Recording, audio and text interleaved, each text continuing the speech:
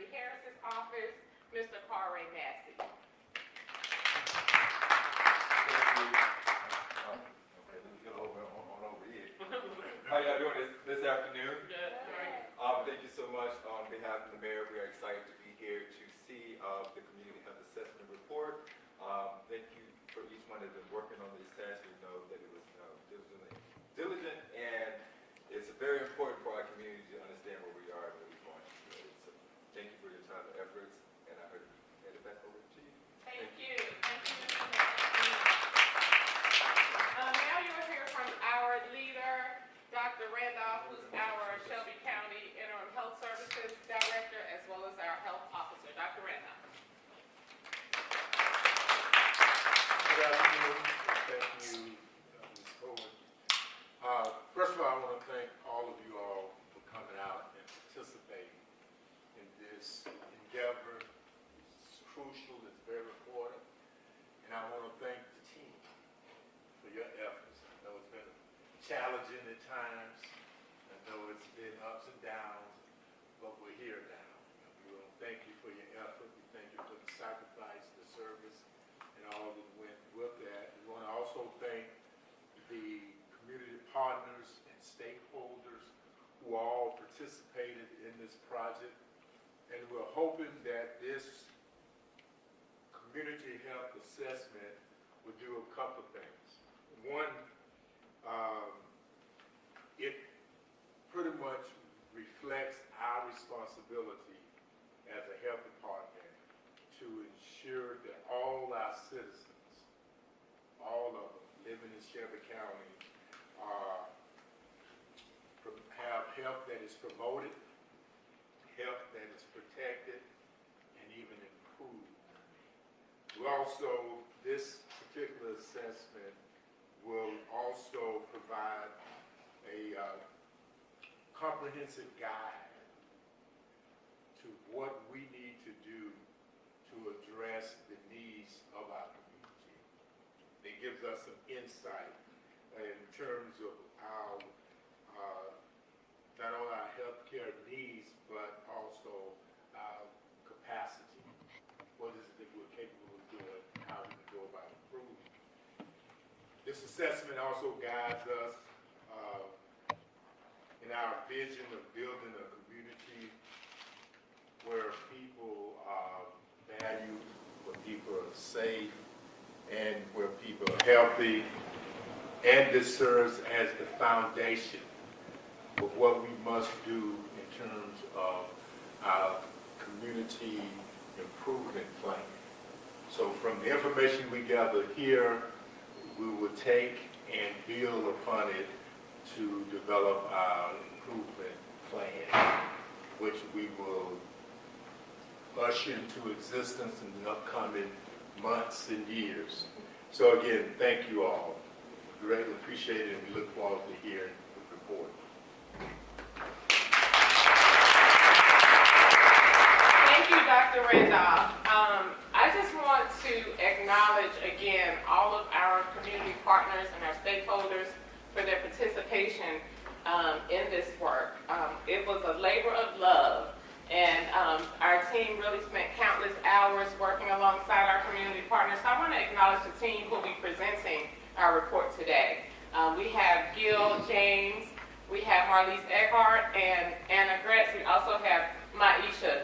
So let's just kind of give them a round of applause because they will be presenting this information today. So thank you, team. This is the best and hardest working team here at the health department. So let's give them another round of applause as they present. I will hand it over to Gil to kick us off. Great. Thank you all for being here once again. Improving the health of Shelby County requires a deep understanding of health outcomes, social determinants of health, and the country's overall health status. In 2022, the Shelby County Health Department initiated a comprehensive process to conduct the first community health assessment since the COVID-19 pandemic. And I have to stop here because it is within that pandemic, as horrible as it was, that many things came up to light. and among the even small communities, that one that I belong to, that is within a bigger community, and with that, with a large community. So that's the importance about this work, because our voice now is within the print of this report. But let me go back what a community health assessment is, the CHOP. It's a fundamental public health tool that provides a county health profile. It identifies, describes the current factors that contribute to health outcome, as well as the existing resources that can be mobilized for community health improvement. The CHOP is essentially is the groundwork for our community health improvement plan that Dr. Randall had mentioned, where we are aiming towards to. By engaging the community and stakeholders, all of you out there that walk hand by hand with us within this work. And with that, we all together will be identifying and prioritizing key health concerns of our community at large. So let's go to the benefits of the CHOP and the CHIP. As you can see, as both are benchmarks for public health practice and improvement. The word improvement, you're going to be seeing it throughout the whole report. Improve our organizational and community coordination and collaboration. It strengthen our partnership within state and local public health system. The Shelby County Health Department alone worked with 100+ partners. But now, later on, we're going to see how that whole work was made. Then, it increased our knowledge about public health and how it interconnects with its activity within the county, identified strengths and weaknesses to address in-quality improvement efforts, and it marked the baseline accreditation process.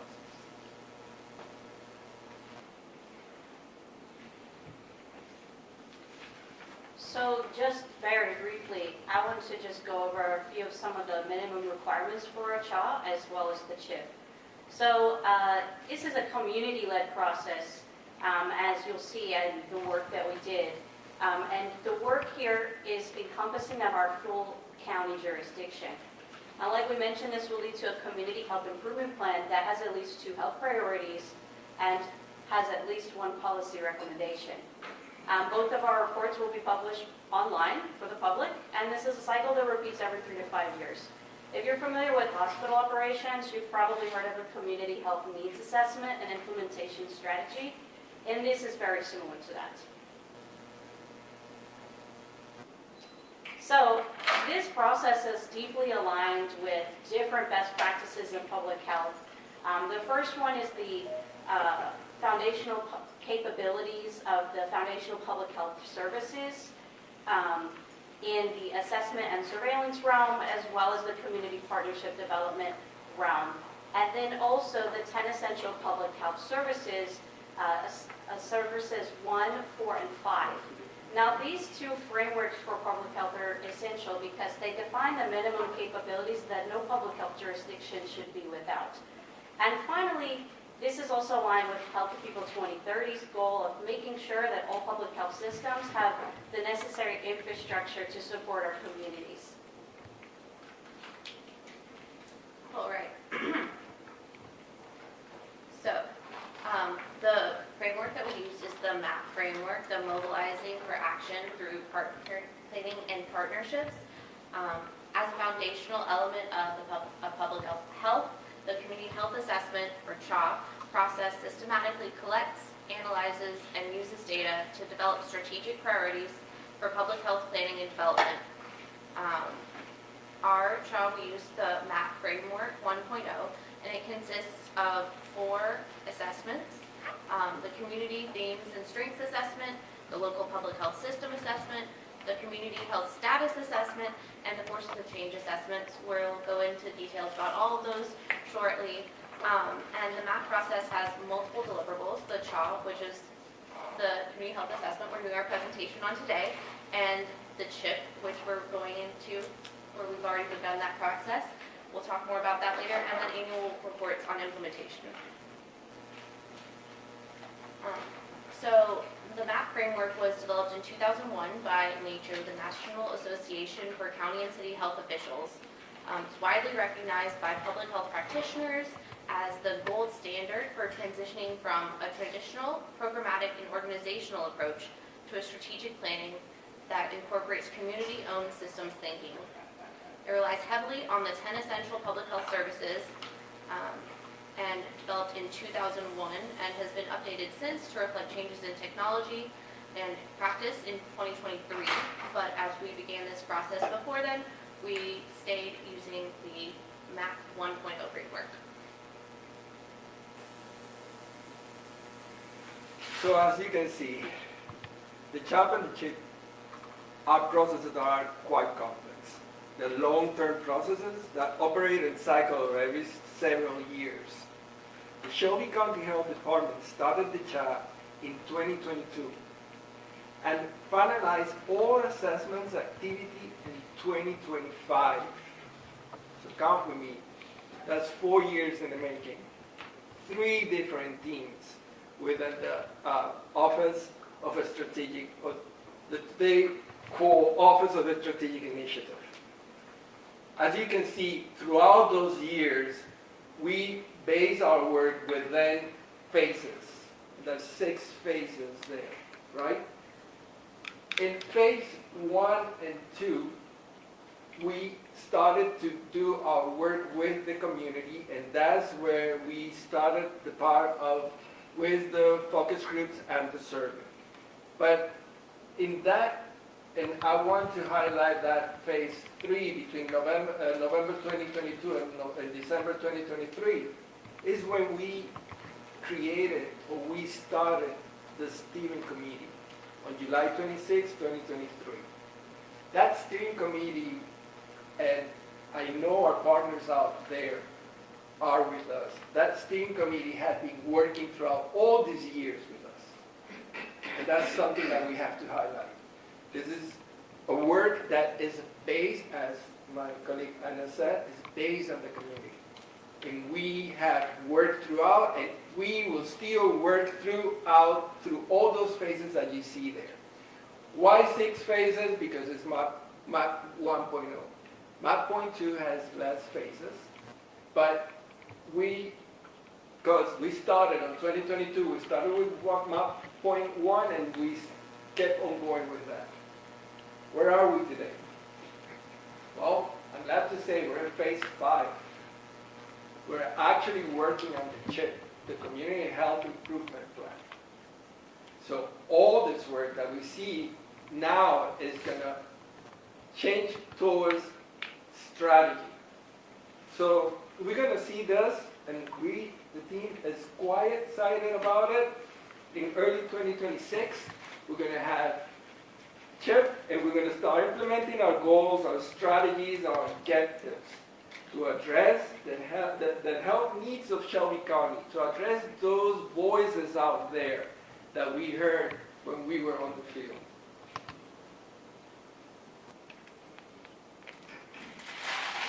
Okay, so before we get into some of the results, of course, there's some inherent limitations with a massive multi-year project. So first and foremost, as much as we would love, we can't cover every single health issue, every single community, but we did our best to try to reach as many people as possible in this process. Something to also keep in mind is the different sub-assessments occurred at different time points. So you'll see some of the assessment occurred around 2022, which may have shifted to today as far as the results. Then we also had some participation that waxed and waned throughout the process. Sometimes this could be a reflection of some kind of response bias. Some people are more likely to participate in focus groups and surveys than others. And then finally, just like Gil mentioned, we have had multiple teams in this process, so just practical constraints influenced our outreach, the scope, our engagement frequency, and that sort of thing. So now we can start to get into the good stuff. All right. About Shelby County, as we know, Shelby County is the largest county in Tennessee, both by area and population. It consists not just of Memphis, but 7 municipalities, Arlington, Bartlett, Collierville, Germantown, Lakeland, Memphis, and Millington. And Gil will continue with a few more details about it. Come on in. Excuse me. Hello. Hi, everyone. Hi. Great, so one of the first assessments that were started by the OSI is the Community Thinker Strengths Assessment, CTSA. You remember that's phase 1 and 2. Now, before I go any further, let me recap a bit of what Malise have shown you. And that is that our county had 13 districts. And I really want you to have this in your mind as we keep going with the report, because the child tries to see the voice of all this area. So, we have 13 districts, 37 standard zip codes, even though if you Google it, it will come out to 80 zip codes for standard and 80 zip codes, but standard are 37. Our population, according to the U.S. Census 2020, is 929,744, and 70% of the mentioned population, that is roughly 630,000 plus, according to the census, resides in the Memphis area. That is disseminated in 12 of the above 37 mentioned zip codes. And that's where we aim our look and our work. So how we came about this? Well, first we needed to answer 3 main questions. And those 3 main questions were, what is important to the community? How is quality of life perceived in the community? And what access does the community have that can be used to improve community health? So how do we approach it? We approach it by 2 methods. One of them, a community health survey. The other one, focus groups, and also that includes our participation in different health events. So let's concentrate on the very first method that we use, the Community Health Assessment Survey. It was disseminated from November 2022 to August 2023. It was developed and analyzed by graduate students of the University of Memphis School of Public Health. And it concentrated, taking into account those 3 first questions that we asked, it concentrated in the following questions. What are 5 most important factors for a health community? What are the top 5 behaviors that affect the health of our community? Select the top 5 factors that must affect your personal well-being. In general, how would you rate your own health? Addition to that were questions that were to rate different levels of concerns, agreement or disagreement with the several health-related statements. Now, the focus groups. If we put focus groups an event, it's because the focus groups, we were out there to listen to the community. In the events, not only we were participating with our units from the Shelby County Health Department, but we were also interviewing, or every time where the event was, we made somehow a focus group. And like that, we were able to capture more within all those zip codes, 37. So the focus groups were conducted between October 2022, September 2023. We hosted and we ensured all residents had an opportunity to share their experiences. So we were there to listen. And the Shelby County Health Department, what it did was, and I like to stress this and highlight this with our partners out there, because online we have leaders of the different communities. So we did hear your voice. We summarized the verbal and the written responses, analyzing the content with deducted coding model after the Healthy People 2030 objective topics. So what we did is we took all those voices and we put them within the model that already was working in our state.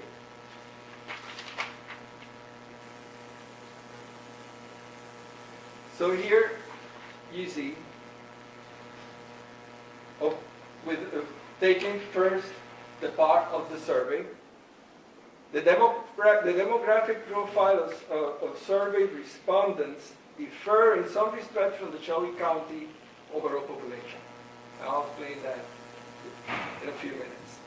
Respondents were predominantly women, 56%, among them white, 47.2%, while 29.2% identify as Black African American, substantially lower than census estimated at the time of the survey, that it was 53.8%. Hispanic or Latinos respondents made up to 22.3% of the sample, which exceeded the 2022 county estimate, 6.8%. Educational attainment and household incomes were also higher than county average at the time, with the majority reporting income over $50,000 annually, and over half of the respondents holding a bachelor's degree, a graduate degree, or technical certificate. You see, this pattern suggests the survey may reflect the perspective of a more formally educated, high-income residents, which should be considered when interpreting findings and shading future engagements and strategies. And our next chip.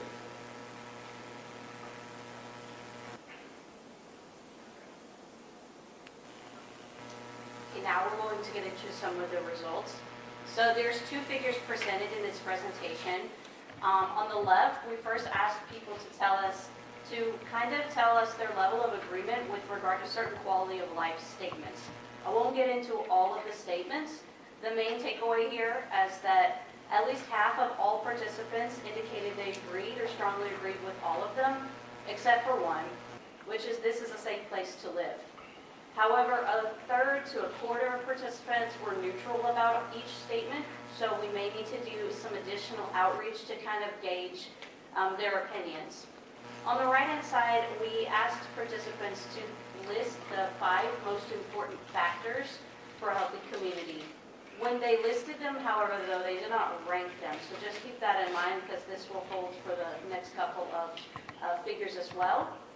But overall, most selected access to health care, low crime and safe neighborhoods, access to affordable housing, a clean environment, and access to good schools as important factors for a healthy community.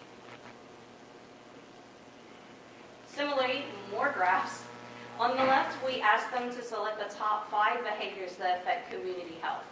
Most selected reckless driving, illegal drug use, alcohol abuse or binge drinking, poor nutrition, and prescription drug overuse or misuse as the top behaviors that affect the health of our community. On the right, for the top 5 factors that affect personal well-being, most selected gun violence, stress, low-paying wages, racism and discrimination, and gang activity as the top 5 factors that impact their personal well-being. So then we asked them to tell us how concerned they are about certain community issues. About half indicated a significant concern for crime, public safety, and firearm-related injuries. And then on the right, we asked them to kind of tell us their level of agreement with certain community perceptions. And there were about 10 statements, which in this figure, they are cut off, but when you look at the full report, you'll be able to see what they are. Over half, though, indicated they agreed or strongly agreed that in their community, education is a priority, emergency services are present, and it's easy to access fresh fruits and vegetables. And a quarter to a third of participants did feel neutral about these statements as well. So again, we may want to do some more outreach and get their perspectives as well here. So then we had an open-ended question at the end of the survey. So kind of like a comment box where we said, hey, do you want to tell us anything else that you're concerned about, health problems, services in your community? On the left-hand side are some direct quotes from people who took the survey from the public. And then these responses were organized and then kind of tagged as far as different themes. I'll just briefly list the themes in case it's hard to see them. The themes were access to health care, access to services, community concerns, community engagement, environmental concerns, health behaviors, health conditions, housing, mental health, social determinants of health, violence and crime, and then kind of like other miscellaneous. And the top ones were access to services, crime, social determinants of health. And so now we'll get into the focus groups. Great, so we're talking about the second method. Remember the first one was a survey, this is the second method. The second method that we used was the 41 focus groups and 9 health events. They were all hosted in local businesses, faith-based organizations, churches, community events, community centers, and other public events throughout the county between October 2022 and September 2023. The figure on the left shows the number of focus groups and events held per zip code. Some zip codes with high in-person event activity, such as 38127 and 38128, had relatively lower survey responses rates. Others had strong survey participation but fewer in-person engagement activities. This pattern may reflect the different outreach opportunities, the digital access, or existing community partnership. What it does reflect is that whatever was caught for the part of the survey, what was not, the focus group did. And whatever the focus group did not, the survey did.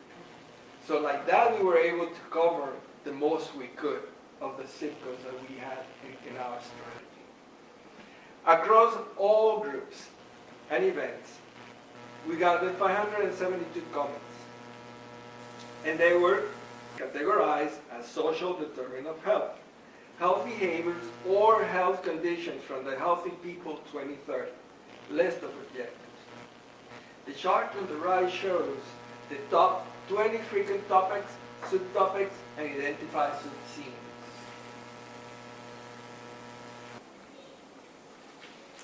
Now, these pie charts show the total number of responses and the percentage that made up each group. The majority of the responses were tagged as social determinants of health. However, the top health condition mentioned across the board was mental health.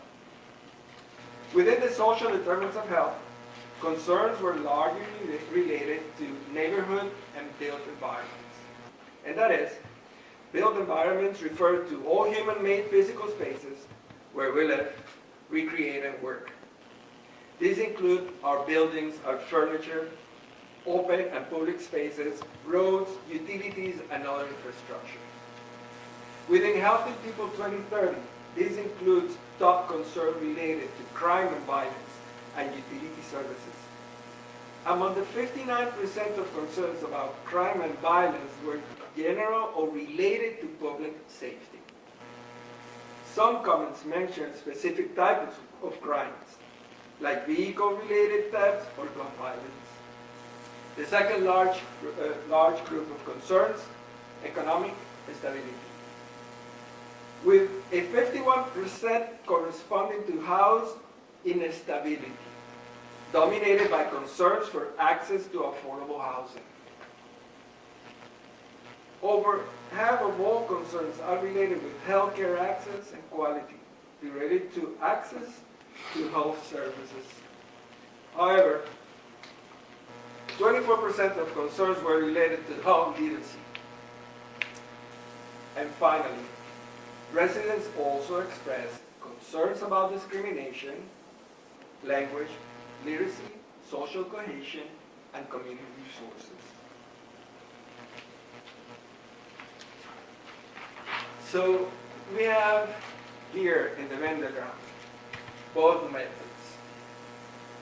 On your screen, on the left, illustrate how several themes overlap between the survey, open-ended question that Anna just mentioned, and the focus groups.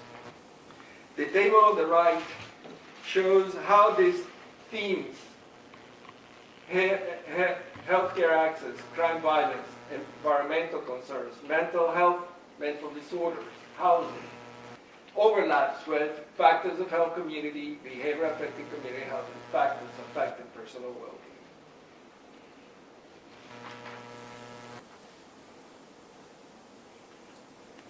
Knowledge check. Which themes appeared across both the survey and the focus groups? A, healthcare access. B, crime and violence. C, housing. Or D, all of the above? D. Correct. D, all of the above.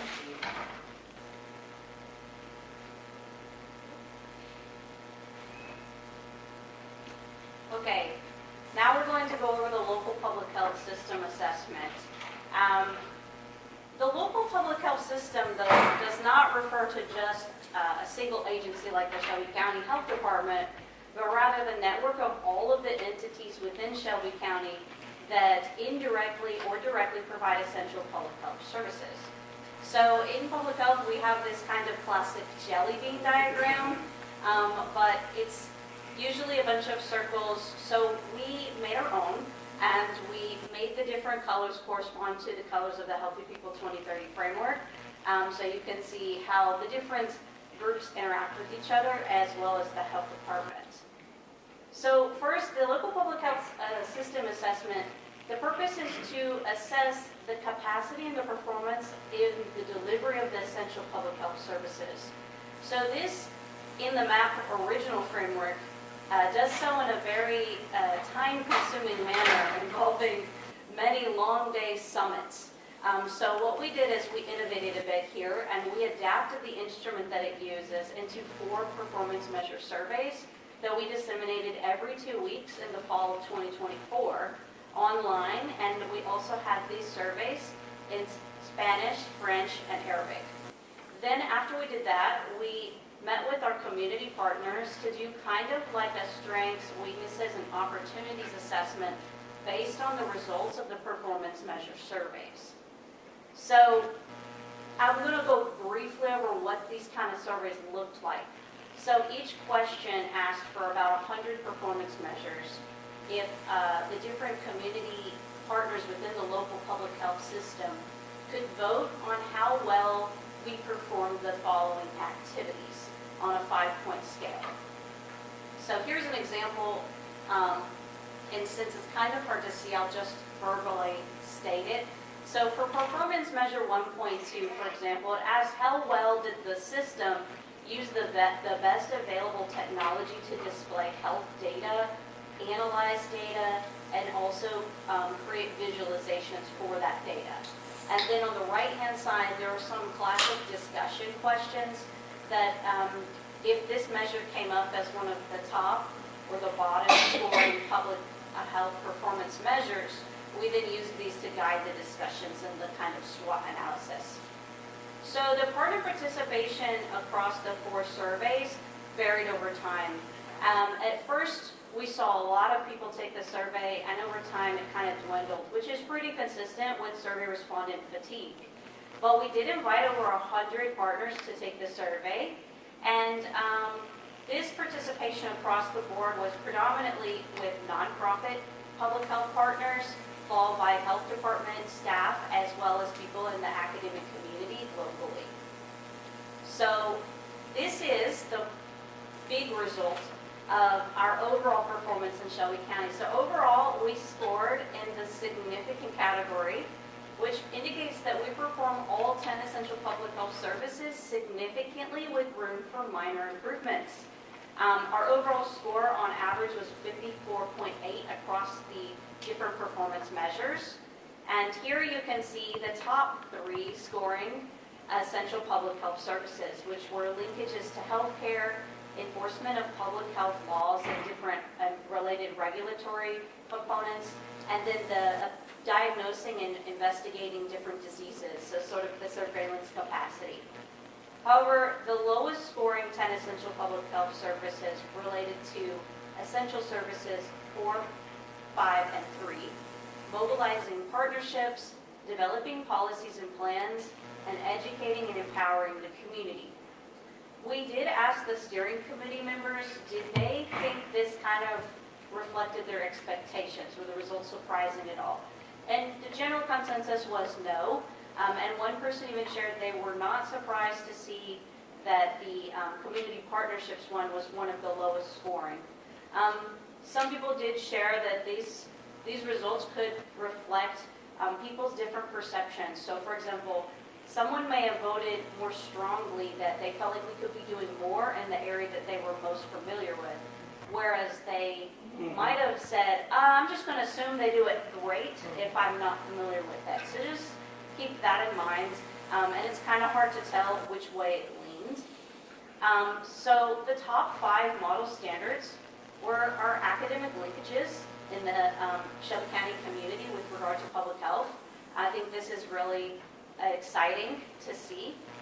Also, personal health service needs, the reviewing laws and enforcing of public health laws, and the surveillance capacity. Those were the top 5 model standards. The bottom model standards were risk communication, governmental presence, policy development, constituency development, and community partnerships. Oh, my apologies. So then, like I mentioned, we had this big set of discussions about the strengths, the weaknesses, short-term opportunities and long-term opportunities. It is unfortunately impossible to go over every single outcome from these discussions, but they are summarized in a kind of table format in the full report, and they have specific ideas that we kind of came up with, as well as more specific details. The key takeaway here, though, is that our local public health system has really strong foundational assets, but just longer-term impact's gonna be really dependent on sustained investment in coordination, communication, workforce development, and system-wide infrastructure. Knowledge check again. The local public health system assessment overall performance score of 54.8 indicates A, minimal activity, B, moderate activity, C, significant activity, or D, optimal activity. C. Yeah, I know I passed. Significant activity, correct, C. Okay, before I hand it off to our wonderful Maisha, I want to go over just quickly what the community health status assessment does and what we kind of did with it. So the purpose of this assessment is to identify the priority health and quality of life issues through the secondary data sources like the census, data that we have access to at the health department, and all those sorts of things. And when Gil and I and the rest of the team started thinking about it, we realized our epidemiology team already does this incredibly well, and honestly a very innovative way where we look at the district level health needs. So what we did here is we adopted the 2024 Shelby County Commission District Health Profiles Report, and with that, I will hand it off to Maisha from our epidemiology team to talk more about the findings of that. Yes, hello, thank you all for being here. So as you said, I'll be presenting the highlights from our Shelby County Commission District Profile 2024. And this report was developed with a single goal in mind, which is to equip each of our 13 commission districts with clear, data-driven understanding of what the unique health needs and strengths of their communities are. And so this report brings together critical information, demographics, your social determinants of health, major health issues and then opportunities for targeted programs within each of the 13 districts. And so it's our hope with this profile that it serves not just as a snapshot of what's happening within our community, but also a strategic tool that helps guide meaningful action around the county. And so to start off with demographics, according to the United States Census Bureau estimates, the population for Shelby County remained relatively steady from 2014 to 2019. However, as you can see here, from 2020 to 2023, the population gradually declined each year, resulting in about a 2.9% decrease, which equals around 27,124 fewer people. Interestingly, though, the population of older adults in our community is increasing, even though the overall population for Shelby County was decreasing. So during this time period of 2012 to 2022, the population of individuals aged 65 and older increased a little over 4,000, and making them about 15% of our 2020 population.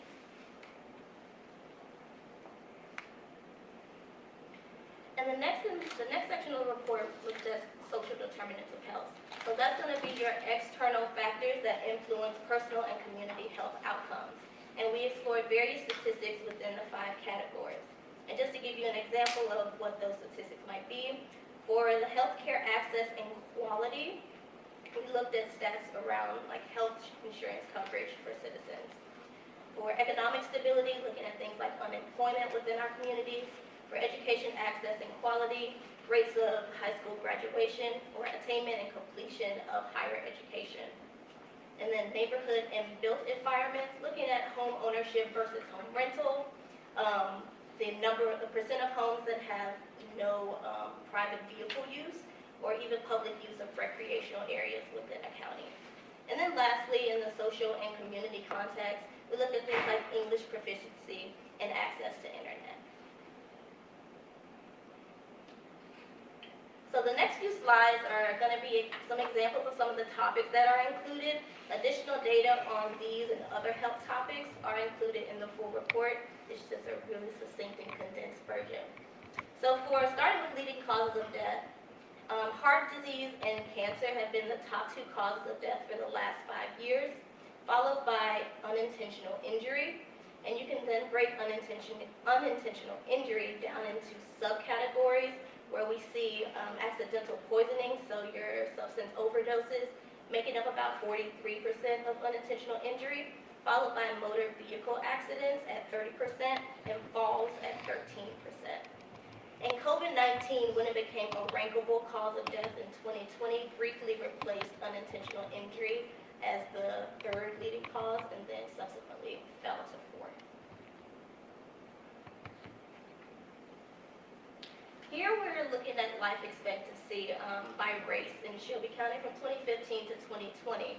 And as you can see here, life expectancy for non-Hispanic whites, non-Hispanic blacks, and the county remained relatively steady from 2015 to 2019, but then fell sharply between 2019 and 2020, where we see COVID coming into play. Another unfortunate consistency we see is the disparity between non-Hispanic black individuals who consistently have a lower life expectancy compared to their non-Hispanic white counterparts.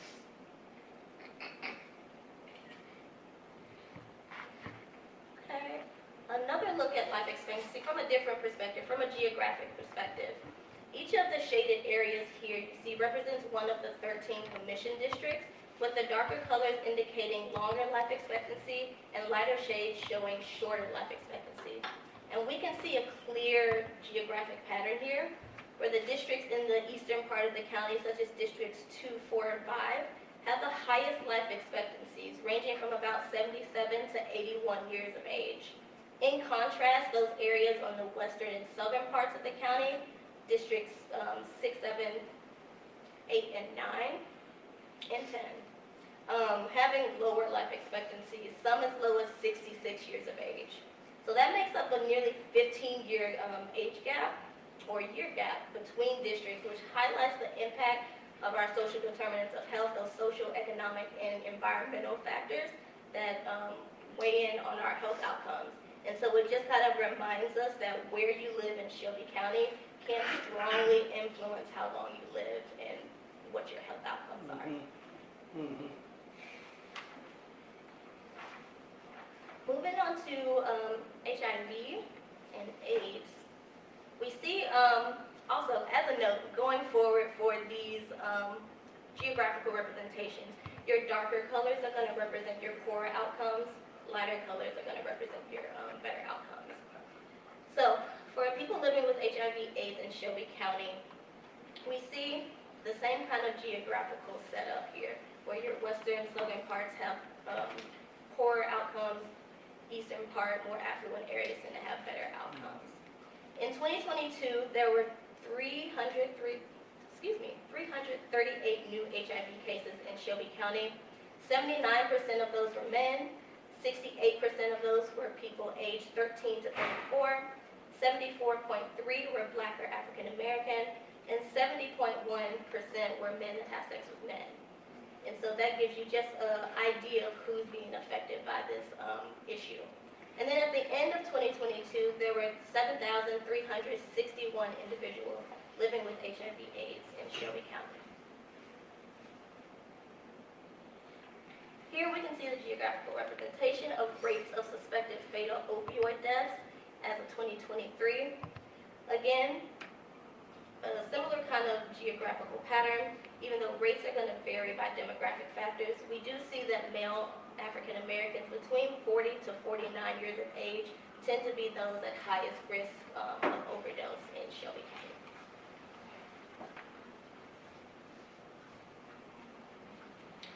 This geographical representation is going to be suspected homicide rate by Commission District in 2023. Again, the rates here are going to vary by district, but overall, 86.3% of deaths of homicide in Shelby County are by men. So men are dying at a much higher rate than everyone else. And then furthermore, Black and African American individuals are much more likely to die from suspected homicides as opposed to other racial groups.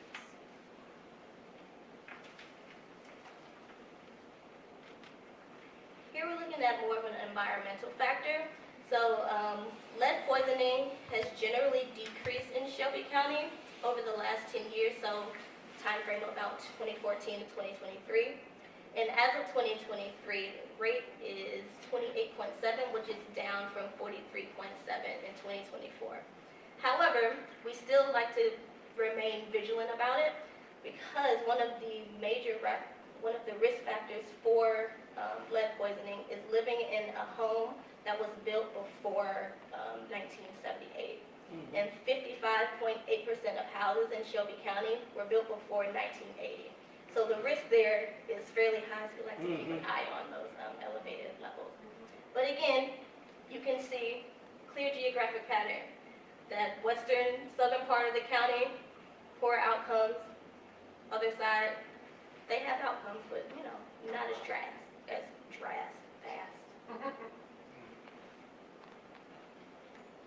And lastly, we'll touch on infant mortality. And so, again, we see the same patterns.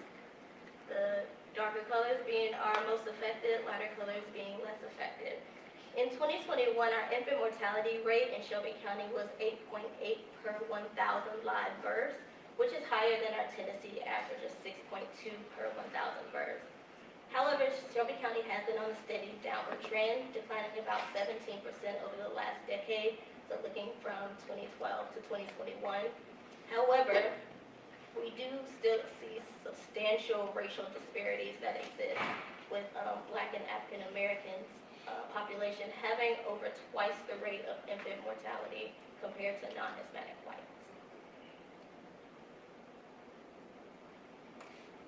Okay, that's all the stats I'm going to throw at you for now. If you would like to have more information, we do have our profile. It's live. It's been live for a while, so you're able to go see it. Please visit www.shelbytnhealth.com. You can navigate to programs and services. Look all the way to the right under Bureau of Epidemiology, Preparedness and Informatics. and the Commission District Health Profile is there for your perusal and at your convenience. Thank you all. I'll hand it back over. Alright, another knowledge check. Which condition was the leading cause of death in 2022? C. Alright, yeah, C, heart disease. Yes, correct. Great. So see how intrinsic this process is, how CHAP works, and what we have to deal with. Let me recap a little bit. We went through 4 different assessments, and we had to triangulate them. So the very first assessment, community themes and stress assessment, was us out there bringing the voice of the community. But then we have the local public system assessment, which evaluates how the services were going on out there, at the same time how our partnerships were working with that health. And then we have the community health and status assessment, where we see all the data that we have running around our state. So we come to the forces of change assessment. See that we had to do all 4 assessments to angle absolutely every single detail of our community. So this one has to do with the forces of changes. What would that be? It identifies the key forces that either directly or indirectly impact health quality of life. So what are forces? They're trends, events, and other factors at the local, state, national level impacting Shelby County. Forces might be related to areas which are social, economical, political, technological, environmental, scientific, legal, ethical. The initial discussion of the steering committee occurred on the fall of 2023. Remember, the steering committee, that is when we are sitting down with our partners, right? Resulting in a draft of list of forces, but it was done back in 2023. So before data triangulation and all the other phases as they were coming along, up somewhere 2024 to 2025, in 2025, the CHA and CHIP steering committee have to revisit that very first word that they mentioned, that very first list, and there determine what forces have changed, which were new forces, and what should be added given to the length of time since its completion. So now, that's the part that you'll see that we're coming up to and where our lease is going to be taken. This story. Alright, so the matrix themes, several themes were synthesized across multiple trends, events, contextual factors, and revealed 5 primary categories, and many of which intersected. Social and economic forces were most frequently represented and often co-occurred. Environmental and political forces consistently cross categories, amplifying the impacts on housing, healthcare access, and service capacity. Technological factors functioned primarily as access modifiers, interacting with social and health conditions rather than acting independently. Alright, so there are pages of tables of many examples of these forces of change that our steering committee came up with. Here are just a few on the presentation. Please check out the full report to see more. Some examples of economic forces would be fiscal instability of public transportation threatens the reliability of current routes and the establishment of future routes, and then threatens the existence of public transportation as a whole if not sufficiently addressed. Again, a lot of this was done, the initial round of forces of change assessment was done back in 2022 and 23, where that was very top of mind. That leads to the threat of lack of access, to employment, to education, and healthcare, along with other services, but it does create opportunities for creative or perhaps implement mobile medical units or social service units at key community locations, bringing the services to the population. All right, so examples of environmental forces, such as climate change and the increasingly extreme temperatures that we've seen this last little bit for sure. And anyway, leads to threat of increased heat deaths, energy tolls or higher energy bills, building and infrastructure damage, rising gas costs, decreased air quality, increased potential or risk of natural disasters and that sort of thing. But that creates opportunities for building in city and county budgets, for updating local infrastructure, things to address lead contamination and remediation, like spongy city-related and public infrastructure and development of climate-resilient buildings, both housing and commercial, implementation of carbon capture or carbon-reducing infrastructure projects, all sorts of creative and sustainably minded changes that can be built into our physical infrastructure, and increase pressure on local government and community-based organizations to apply for federal funding.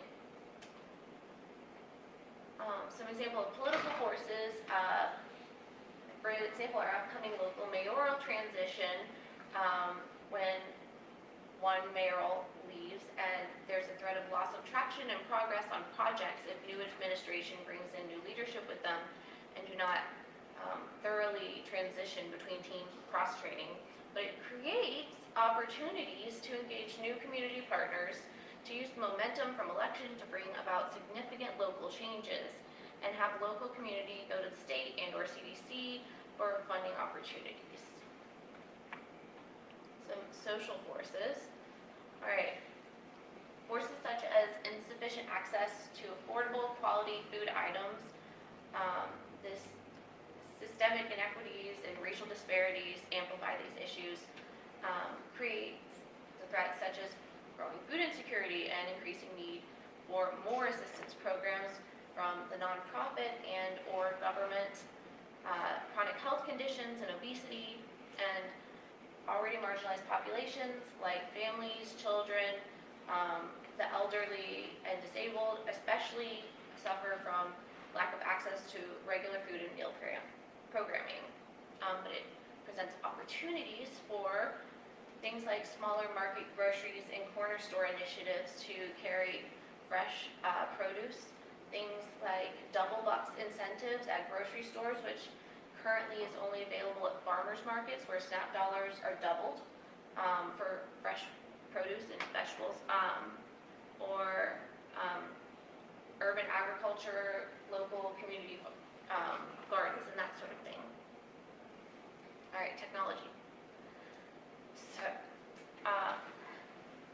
especially over the last, the time during which we have done the community health assessment, the misinformation and disinformation and just lack of knowledge surrounding a lot of public health issues that have particularly become politicized, it makes it hard for the public to know where to go for reliable info, what to trust, and especially in light of some new federal administration changes, it exacerbates threats such as to reinforce local mistrust of authorities, and healthcare decisions that can affect overall health, following public safety guidelines, not getting vaccinated, people voting against their well-being, that sort of thing.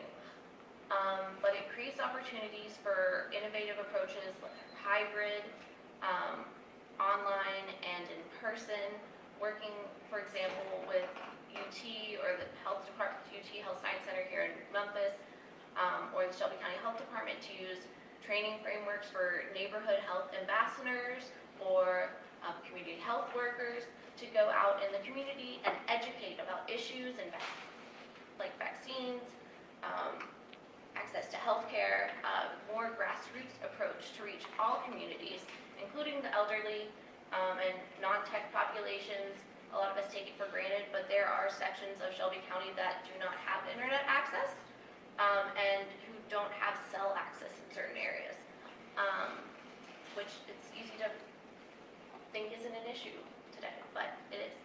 Anyway, considering old school things like direct mailers or community center in-person outreach, different approaches that are accessible to all regardless of their technological access. All right, knowledge check. Which two force categories most frequently co-occur? A, political and technological, B, environmental and technological, C, social and economic, or D, legal and ethical? Yeah, C. Oh, let's see. It wasn't Social hard, and yeah. economic. Social and economic. Okay. All right. So, next steps. It's wonderful to have all this data, but information is only as effective as what you do with it. So, we have moved into the community health improvement planning process to be followed by the implementation process. And here we are in the CHIP. Through several rounds of iterative voting, our steering committee decided on the following 4 health priorities: healthcare access, mental health, health literacy and effective health communication, and education access and quality. We are already in the middle of the planning process and look forward to moving on to the implementation process, and really hope that you'll join us and participate and ask, because this affects our entire community, not just the health department. And yeah, we want to improve the health and well-being for all Shelby County residents.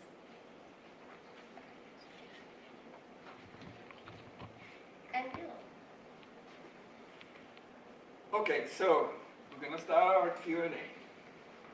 So we would like to hear now from you. And I look at you because I remember that our team, every time we started a focus group, we would sit down and said, we're gonna hear from you first, and we go from there. So anyone in the room, anyone online that would like to make a question, well, we're here for you. Jesse Cloud.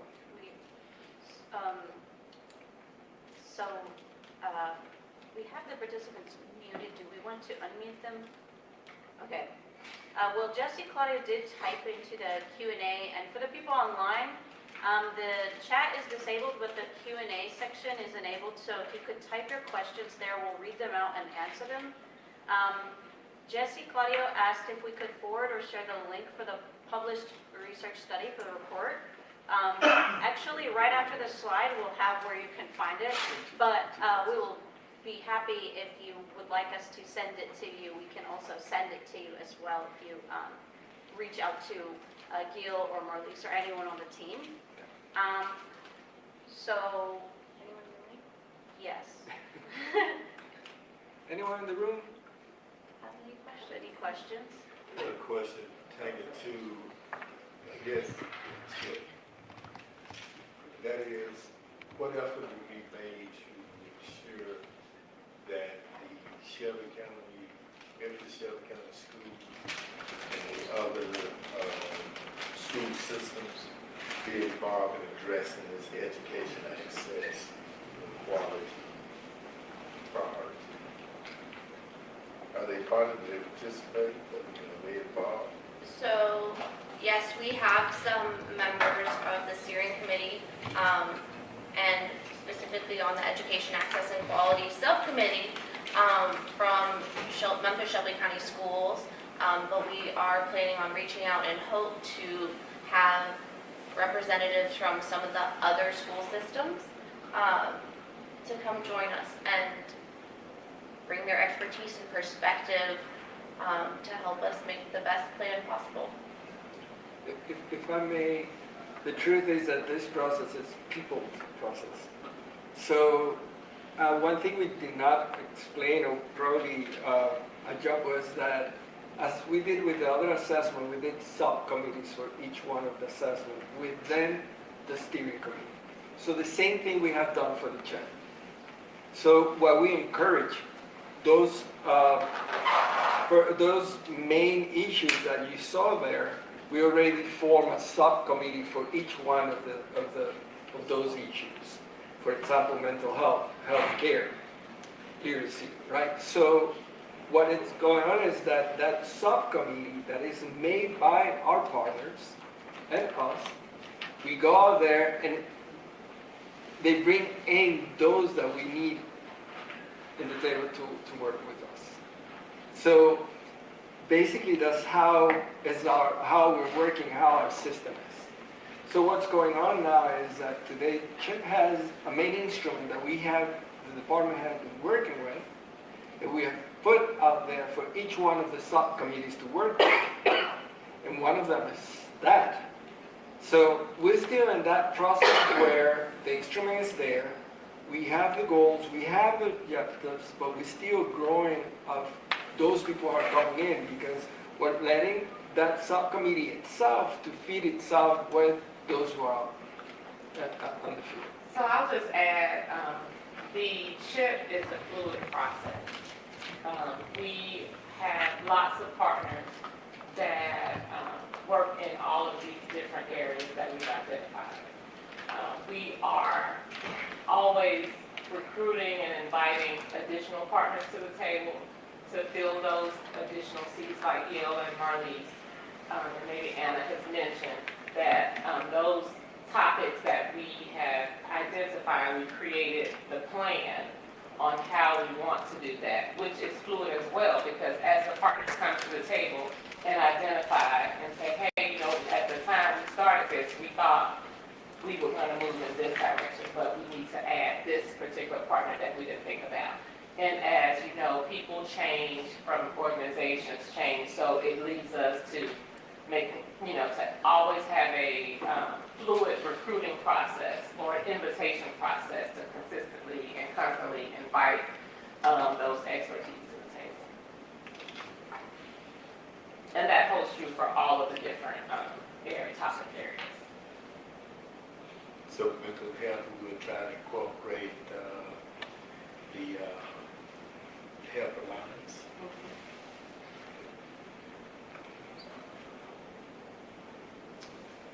Okay.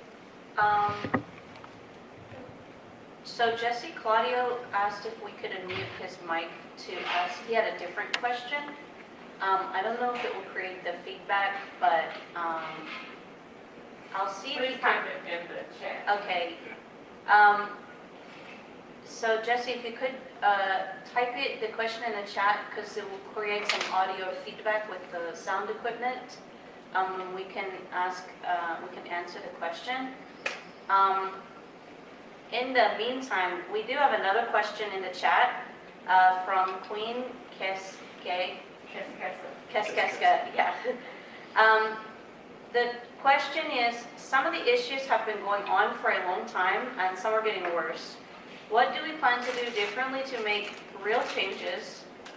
Genuinely asking so I too can learn possibly new ways to help with the population I work with.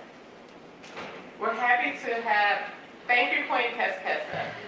We're happy to have you join our steering committee and be involved in one of our subcommittees.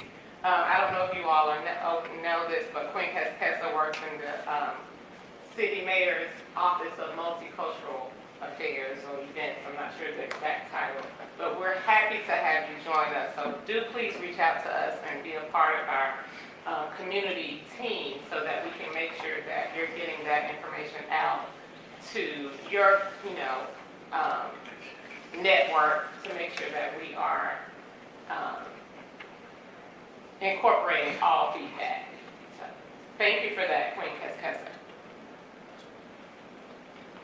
Any other question here? I don't know. Jesse has some issues. If it's possible for him to speak, We are not unmuting any mics. We don't want to have any feedback issues. It's not just pertinent to Jesse. Yeah. So let me just state this. All mics are being muted so that we don't have feedback in the room. So please type your question out and we will address all questions as they come through. Thank you.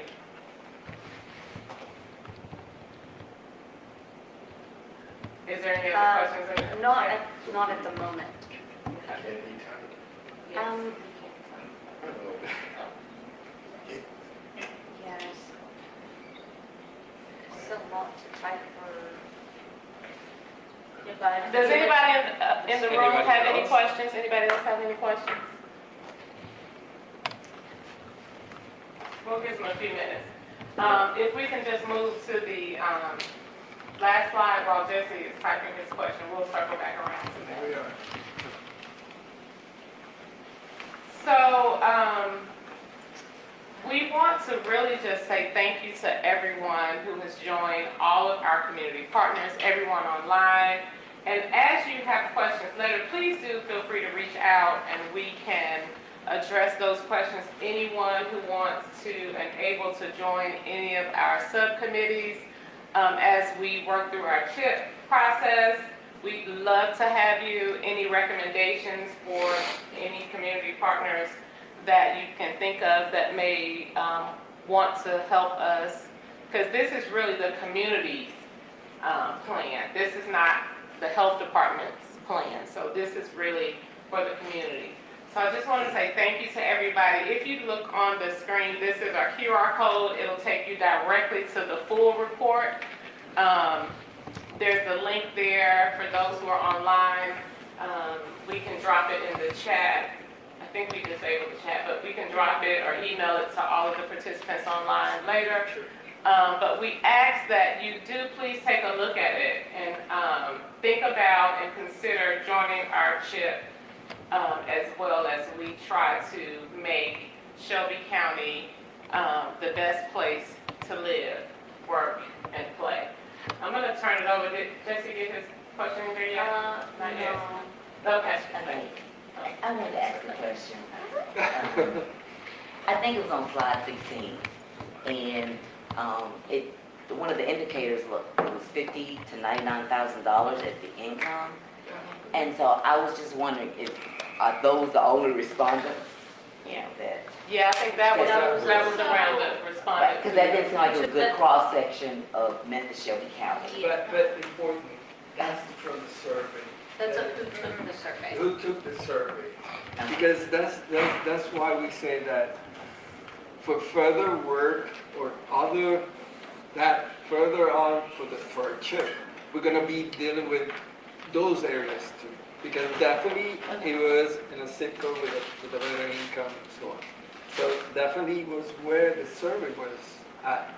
But again, those are the gaps that we cover with the focus groups and the surveys. But that was strictly with the survey, definitely, yeah. Those numbers don't coincide with, Okay. yeah. Also, I believe that it was household income, not just individual income. But yeah, that's also just a general trend of people who tend to be more enthusiastic about participating in surveys. Okay. Thank you. So therefore, you're gonna have to definitely keep that in mind, because actually our report is somewhat skewed, right? Because it primarily reflects the opinion of almost middle class, predominantly white communities, right? Yes. Educated communities. What it does not reflect is a good measure of what folk in South Memphis and North Memphis really think. And I don't know how you go about getting that input, right? Because that's going to be the challenge. How do you get that group So I to think give in? So the survey and then the focus groups. So the focus groups really captured the views of those participants that lived in those areas. So that is why we kind of did the. Yeah, but the Yeah. focus group was only 50 people, right? It was No, 50 but- events. No, 50 50 events, Yeah. but Representing how many people? that's the thing, that each one of the events, for example, there were 41 focus groups. There were 4 focus groups with 200 people from our community.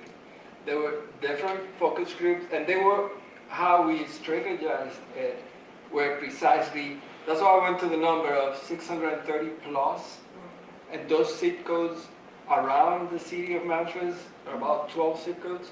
It was because definitely when the survey came out and we start seeing the numbers of the survey and seeing how we would, what was our bill, especially with the census of 2020, we started to study, okay, we have to concentrate on this group of zip codes. So among the 37 zip codes, we went straight to 12 of them directly, and then we started to span. So that's where the focus group. But the focus groups, yeah, there were about 20 to 30 people. It took 3 or 4 of our team members. Most of the time it would be 2 of us. But that's where we were able to capture those 630 plus that we were actually aiming to. So again, yes, if we go to the survey, well, the survey was really limited to a couple, 1 or 2 zip codes that definitely their income was higher. And definitely you can see even how the people, how they were instructed, because income over 50,000 annual, and the respondents were bachelor degree, graduate degree, and technical certificate.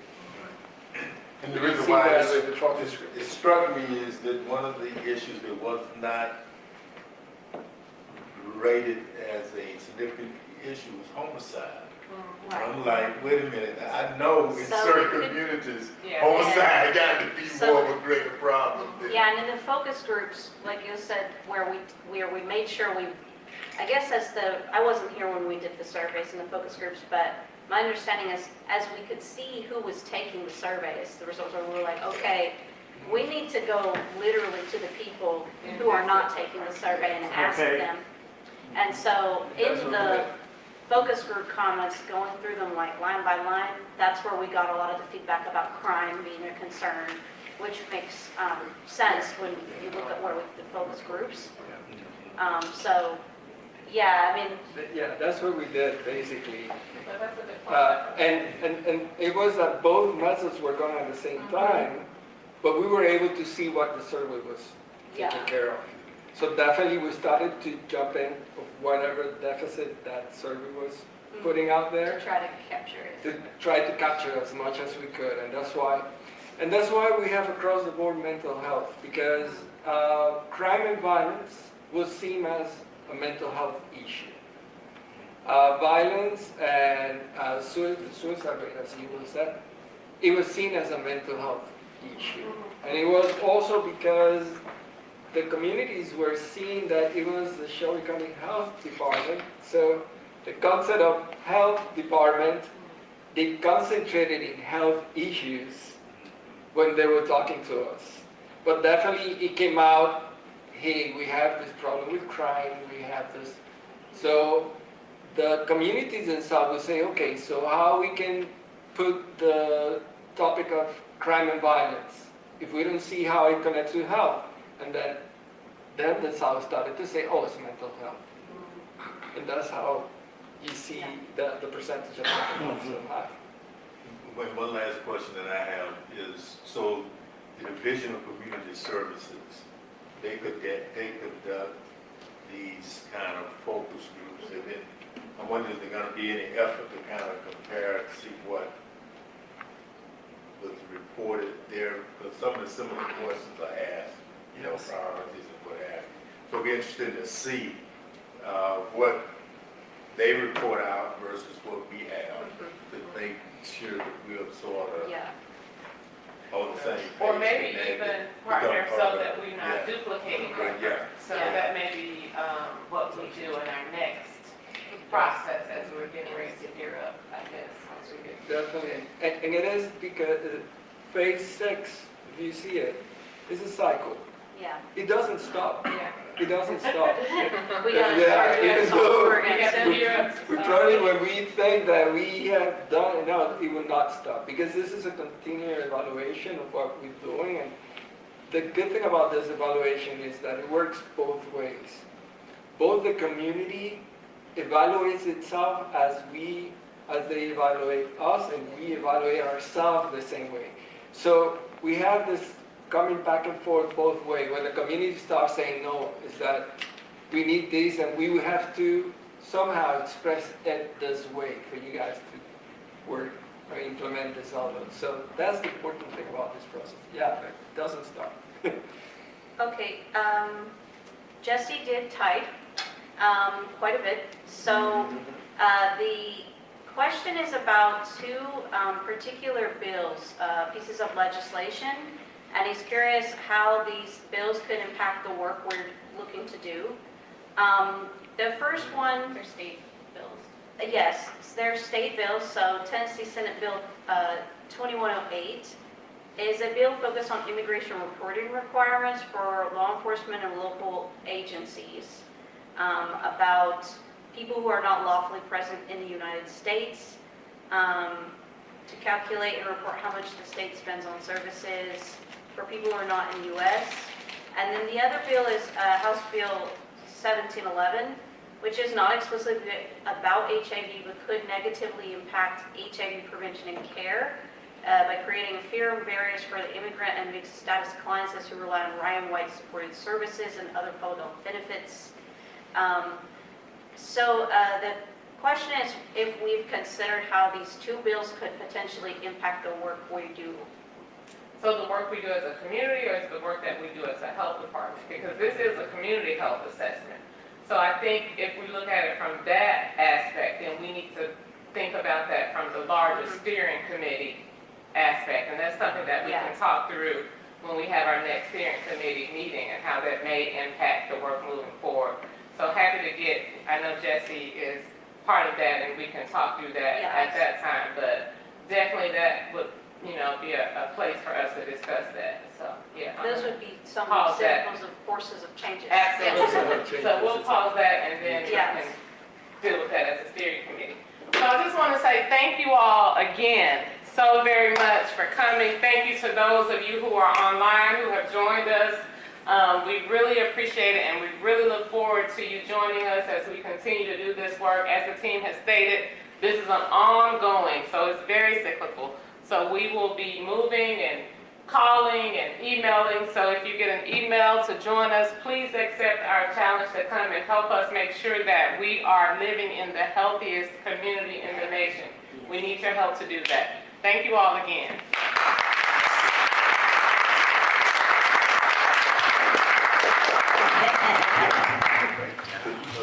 Good job.